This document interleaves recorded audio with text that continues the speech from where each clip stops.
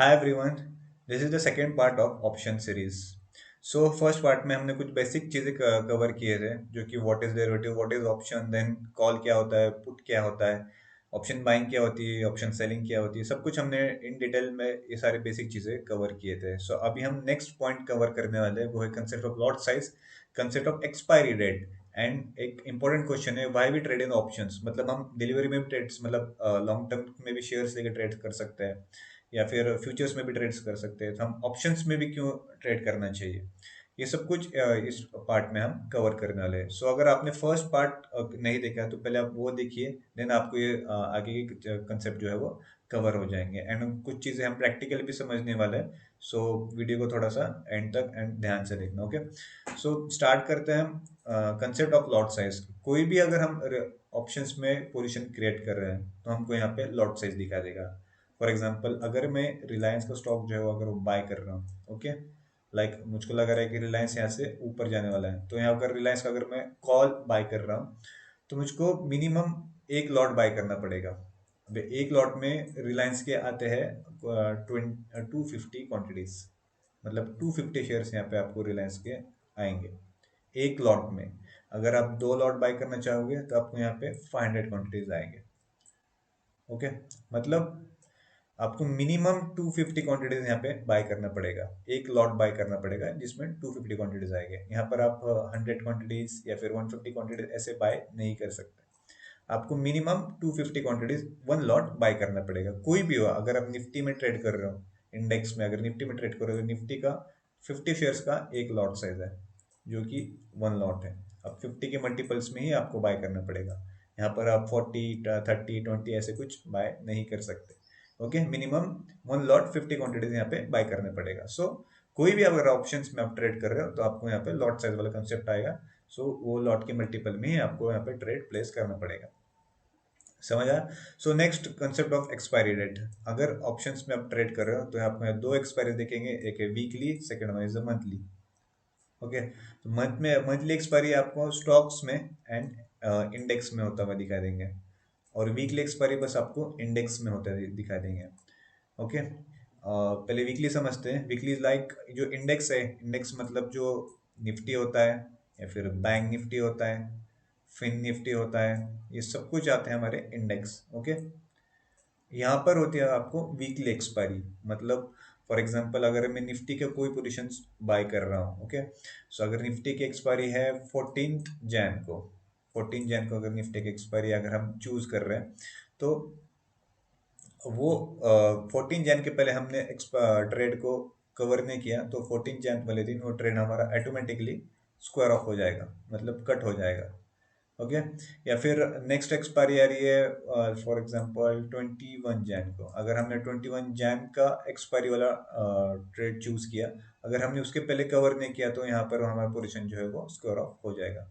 मतलब हर वीक के last Thursday पे, हर वीक के हर वीक के थर्सडे पर यहाँ पर निफ्टी का एक्सपायरी होता है, हर वीक के थर्सडे पर।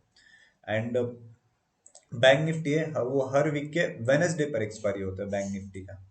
ओके, अगर हम वो एक्सपायरी वाला ट्रेड चूज करते हैं एंड उस एक्सपायरी से पहले हमने ट्रेड को कवर नहीं किया, तो हमारा ट्रेड जो है ऑटोमेटिकली स्कोर अप हो जाएगा। सो ये है वीकली एक्सपायरी। मंथली एक्सपायरी मतलब मंथली एक्सपायरी भी आती है हर मंथ के लास्ट थर्सडे पर। Okay, for example last Thursday आता है 28 जैन को, तो 28 जैन के थर्सडे वाले दिन हमारे सारे कॉन्ट्रैक्ट्स जो है यहाँ पे स्क्वायर ऑफ हो जाएंगे, अगर हमने स्क्वायर ऑफ नहीं किया तो। ओके, या फिर हम स्टॉक्स भी देखते हैं, स्टॉक्स में ओनली मंथली एक्सपायरी होती है, यहाँ पर वीकली एक्सपायरी नहीं होती है, ओनली मंथली एक्सपायरी। अगर रिलायंस का अगर मैं कोई कॉल बाय कर रहा हूँ या पुट भी बाय कर रहा हूँ, अगर मैं उसको 28 जैन के पहले कवर नहीं किया तो ऑटोमेटिकली वो पोजीशन मेरी स्क्वायर ऑफ हो जाएगी। सो ये था concept of weekly expiry and monthly expiry. समझ आ रहा है। मतलब इंडेक्स में हमको दो एक्सपायरीज मिल रहा है, एक है वीकली, एक है मंथली, एंड स्टॉक्स में हमको बस मंथली एक्सपायरी मिल रही है। उसके पहले हमारी पोजीशन जो है वहाँ पे स्कोर ऑफ करनी चाहिए। ओके, सो नेक्स्ट अभी हम देखते हैं why we trade in options. इसको हम पहले थोड़ा सा प्रैक्टिकली समझते हैं, तभी हमको समझ आएगा। एंड प्रैक्टिकली देखते हुए हम ये सारे कंसेप्ट भी, एंड जो फर्स्ट वीडियो में कंसेप्ट है वो भी क्लियर करेंगे। सो अगर मुझको लग रहा है कि निफ्टी जो है अभी चल रही है 21,700 समथिंग के आसपास। अब मुझको लग रहा है निफ्टी जाएगी 21,800। ओके, तो मैं क्या करूँगा, 21,800 का निफ्टी का कॉल जो है वो बाय करूँगा। अगर निफ्टी ऊपर जाएगा तो मैं कॉल बाय करूँगा। ओके, अगर मैं बाय यहाँ पर मैं बाय डालता हूँ तो आप देख सकते हो फर्स्ट की एक्सपायरी देखो। फर्स्ट 11 जैन की एक्सपायरी है। ओके, नेक्स्ट एक्सपायरी कब है, 18 जैन, कॉल हो या पुट हो, 18 जैन को हमारी नेक्स्ट एक्सपायरी है यार। देन उसके बाद 25 जैन, ये होगी हमारी मंथली एक्सपायरी।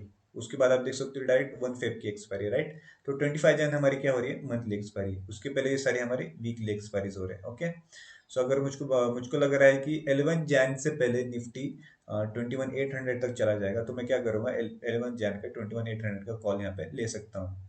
ओके, या फिर मुझको लग रहा है कि 18 जैन तक चला जाएगा, के पहले चला जाएगा, तो 18 जैन का यहाँ पे मैं कॉल बाय कर सकता हूँ।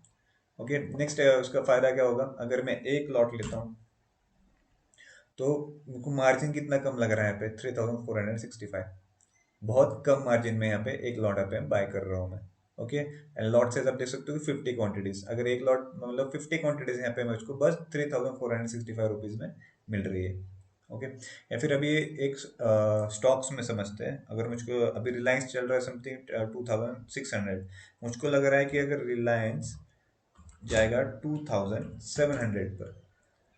ओके, तो आप देख सकते हो कि अभी रिलायंस का अगर मैं कॉल लूंगा 2,700 का, इसको अगर मैं बाय करता हूँ तो रिलायंस एक्सपायरी कब आ रही है, 24 जैन को, सॉरी 25 जैन को यहाँ पर आ रही है। 25 जैन को लास्ट थर्सडे आ रहा है, तो यहाँ पर रिलायंस का ये कॉन्ट्रैक्ट जो है एक्सपायर हो जाएगा, कॉल हो या पुट हो।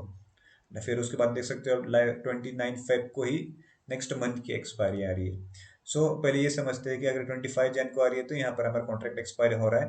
एंड लॉट अगर मैं यहाँ पे देख, अगर एक लॉट डालता हूँ तो यहाँ पर मेरे को 250 रिलायंस के शेयर्स मिल रहे हैं।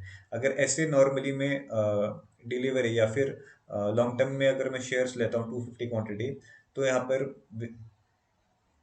विद इन लैक्स, मतलब कितने लैक्स यहाँ पे मुझको मार्जिन लगेगा उतने शेयर्स को बाय करने के लिए। अगर आप यहाँ देखोगे, अगर 250 क्वांटिटीज में ऑप्शंस में बाय करते हो तो ओनली 5,125, 5,000 में मुझको यहाँ पर 250 क्वांटिटीज मिल रहे हैं रिलायंस के। सो ये डिफरेंस होता है कि हम ऑप्शंस में ट्रेड क्यों करते हैं। अगर मैं फ्यूचर का भी ट्रेड लेता हूँ, फ्यूचर्स का अगर मैं ट्रेड कुछ प्लेस करता हूँ, तो यहाँ पे मुझको मिनिमम 1 लाख टू 1.5 लाख यहाँ पर मार्जिन लगेगा। सो यहाँ पे मार्जिन बेनिफिट बहुत बड़ा पॉइंट है।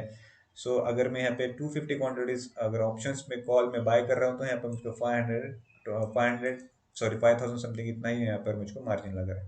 एंड कब तक होल्ड रख सकता हूँ उसको मैं, 25 जैन को एक्सपायरी है, तो 25 जैन को तक ही मैं इसको होल्ड रख सकता हूँ।